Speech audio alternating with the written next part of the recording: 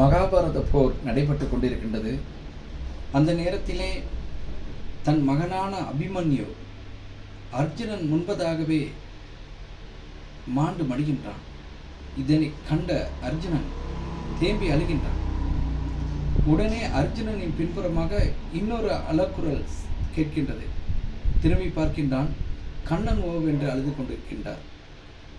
உடனே அர்ஜுனன் அந்த இடத்தை விட்டு எழும்பி கண்ணனின் அருகில் வந்து, உனது மருமகன் மாண்டு விட்டான் என்பதற்காக நீ அழுகின்றாயா என்று கேட்கின்றார்.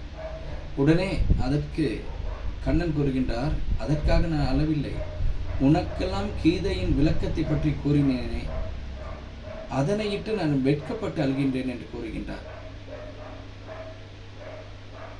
உடனே அர்ஜுனனுக்கு கோபம் வருகின்றது. அர்ஜுனன் கூறுகின்றார், உனக்கெல்லாம் குடும்பம், பந்தம், பாசம் என்ற ஒன்று இருந்தால், அதனுடைய தன்மையை உணர்ந்தால் நீ இவ்வாறாக நீ பேச மாட்டாய் என்று கூறுகின்றார். அதற்கு கிருஷ்ணன் கூறுகின்றார், ஒரு உடலில் உயிர் இருக்கும் பொழுது மாத்திரமே அவர்களுக்கு அன்பு, பந்தம், பாசம், உற்றார், உறவினர்கள் என்ற ஒரு அனைத்து விடயங்களும் இருக்கும். ஆனால் அதே நேரத்திலே அந்த உடலை விட்டு உயிர் பிரிந்து விட்டால் அந்த ஆன்மாவுக்கு எந்தவித ஒரு உறவு பற்றியோ பாசத்தை பற்றியோ தெரியாது என்று கண்ணன் கூறுகின்றார். அதற்கு அர்ஜுனன் மறுப்பு தெரிவிக்கின்றான். ஒரு உயிர் உடலை விட்டு பிரிந்த பிறகும் அதனுடைய உறவுகள் பற்றியோ அவர்களுடைய அன்பு பாசங்களை பற்றியோ அந்த உயிருக்கு தெரியும் அப்படின்னு சொல்லி அர்ஜுனன் கூறுகின்றார். உடனே என்னுடன் வா என்று சொர்க்கத்துக்கு அழைத்து செல்கின்றார் கண்ணன். அந்த இடத்திலே தனது மகனை தேடுகின்றான். ஒரு இடத்திலே தனது மகனை கண்டுவிட்டான் ஒளிப்பிழப்பாக.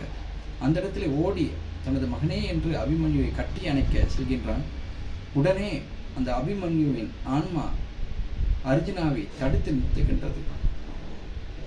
யாரையா நீங்கள்? உங்களுக்கு என்ன வேண்டும்? ஏன் என்னிடம் வந்து நீங்கள் அழுகின்றீர்கள் என கூறுகின்றான். இனி தெரியவில்லை என்று அர்ஜுனன் கேட்கின்றார்.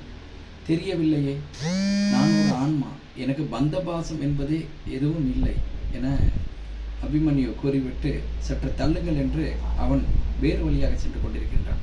உடனே கண்ணன் கூறுகின்றார், பார்த்தாயா அர்ஜுனா, இதுதான் உண்மை நிதர்சனம்.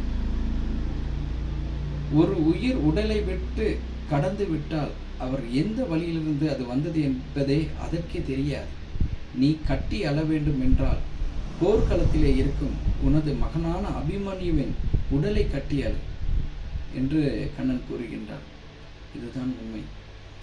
ஒரு உயிர் உடலில் இருக்கும் காலங்களில் மாத்திரமே உறவுகள், உற்றார், உறவினர்கள், நண்பர்கள் என்று அந்த வழி வம்சமே தொடர்ந்து செல்லும்.